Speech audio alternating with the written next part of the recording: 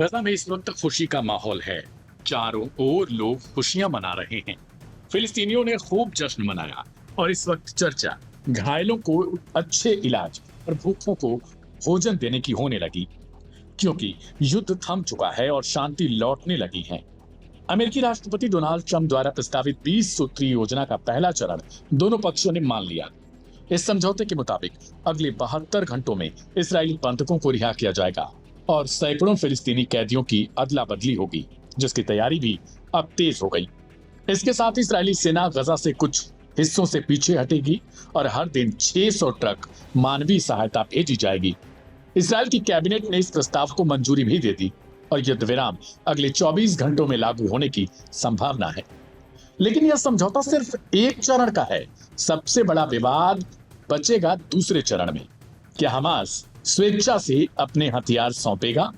Israel ने सख्त लहजे में कहा, यदि युद्ध को स्थायी रूप से खत्म करना है तो हमास को अपने सभी हथियार सौंपने होंगे।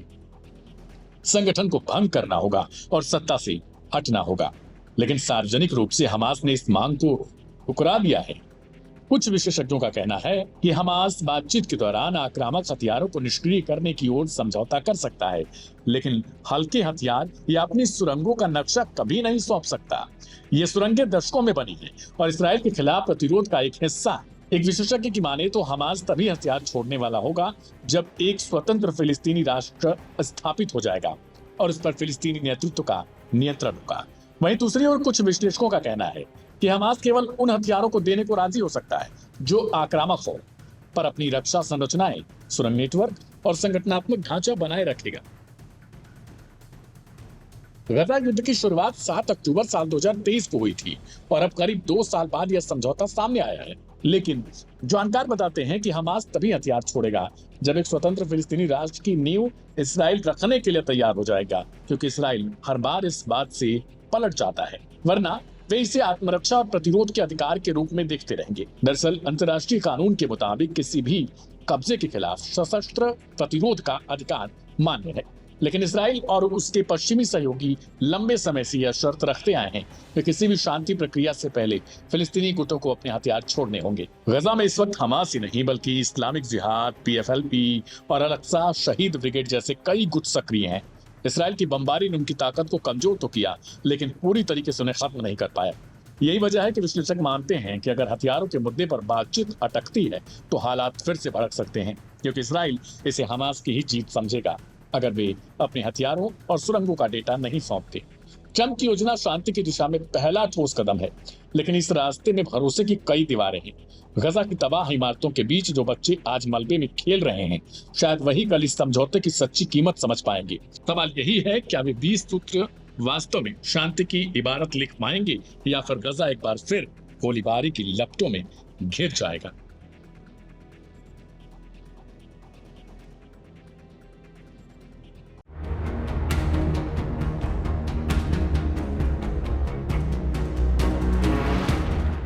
ये इस्राएली टैंक हैं। कुछ ही घंटे पहले तक ये शहरों पर गोला बारूद बरसा रहे थे, लेकिन अब धीरे धीरे लौटने लगे हैं, जिंदगियों को जिंदा छोड़कर।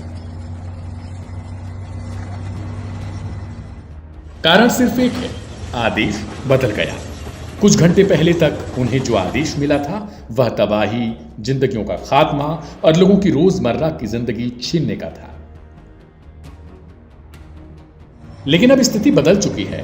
वही टैंक जो अभी तक मौत बांट रहे थे, अब पीछे लौट रहे हैं।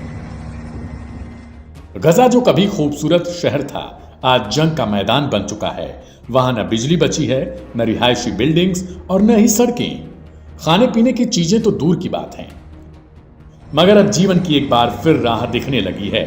सैकड़ों इस्राएली टैंक लौटने लगे हैं। फिलिस्तीन के स्वास्थ्य मंत्रालय के मुताबिक मारे गए लोगों में आधे से ज्यादा महिलाएं और बच्चे थे। वहीं करीब 1,70,000 लोग घायल हुए हैं। युद्ध शुरू होने के बाद यह तीसरा संघर्ष विराम है। नवंबर साल 2023 में पहले युद्ध विराम के दौरान 100 बंधक छोड़े गए थे, जिनमें ज्यादातर महिलाएं शामिल थीं। इसराइल की ओर से भी कैदियों की रिहाई हुई थी। इस साल फरवरी में दूसरे संघर्ष विराम में 25 इस्राएली बंधकों को हमास ने रिहा किया था। साथ ही 8 बंधकों की शव लौटाए गए। उसी समय इसराइल ने 2000 फिलिस्तीनी कैदियों को भी रिहा किया था। इसके बाद मार्च में इसराइल ने खुद ही संघर्ष विराम तोड़ते हुए हमले शुरू कर दिए। इस्राएली सरकार ने शुक्रवार को हमास के साथ एक सीज फायर फ्रेमवर्क को आधिकारिक मंजूरी दे दी। इसके तहत गजा में संघर्ष को 24 घंटे के भीतर निलंबित करने और 72 घंटे के भीतर बंधकों की रिहाई सुनिश्चित करने का प्रयास होगा। यह मंजूरी मध्यस्थों के दबाव और तकरीबन 24 घंटे पहले दोनों पक्षों के बीच समझौते की घोषणा के बाद आई। इस्राएली कैबिनेट ने शुक्रवार सुबह इस समझौते को औपचारिक रूप दे दिया। समझौते के मुताबिक इसराइल और हमास के बीच बंदियों की अदला बदली होगी, गैर कानूनी ठिकानों पर हमले रोकने होंगे, कुछ फिलिस्तीनी कैदियों को रिहा किया जाएगा और गजा से इस्राएली सैनिकों की वापसी होगी। और यही तस्वीरें अब वहां से दिखने लगी हैं। टैंक वापसी की ओर हैं। रिपोर्ट्स के मुताबिक इस्राएली सेना अपने आउटपोस्ट जला रही है, जो पीछे हटने की तैयारी का संकेत है। युद्ध ने इसराइल को अंतर्राष्ट्रीय अलगाव में डाल दिया। ईरान, यमन और लेबनान तक यह संघर्ष फैल चुका है। अमेरिकी इस्राएली संबंधों पर भी दबाव बढ़ा है। ट्रंप ने नेतन्याहू पर जल्द समझौता करने के लिए दबाव डाला। समझौते की घोषणा पर दोनों पक्षों के नागरिकों में राहत और खुशी देखी गई। गजा जो 2 साल तक युद्ध और तबाही का सामना करता रहा, अब एक बार फिर उम्मीद की किरण दिखने लगी है। यह शहर और इसके लोग, जिन्होंने वीरता और संघर्ष का अनोखा उदाहरण पेश किया, अब धीरे धीरे जीवन की राह पर लौट रहे हैं, क्योंकि ये टैंक वापसी की ओर हैं। और अब टैंकों से उड़ने वाले ये धुएं जान लेने के लिए नहीं, बल्कि इन्हें वापस करके अपनी वापसी की ओर हैं।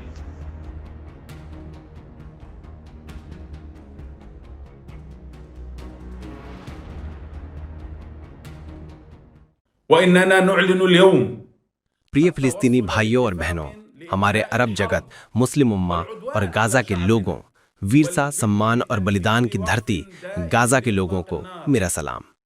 दुनिया के सभी आज़ाद इंसानों को भी मेरा अभिवादन। पूरी दुनिया ने देखा है कि आपने कैसे अपने प्राणों की आहुति देकर अदम्य साहस दिखाते हुए इतिहास रच दिया है। आपने उस युद्ध का सामना किया जो दुनिया ने पहले कभी नहीं देखा था। आपने इजरायली कब्जे की हिंसा, अत्याचार और बर्बरता का सीना तानकर मुकाबला किया, लेकिन आपका हौसला कभी नहीं टूटा।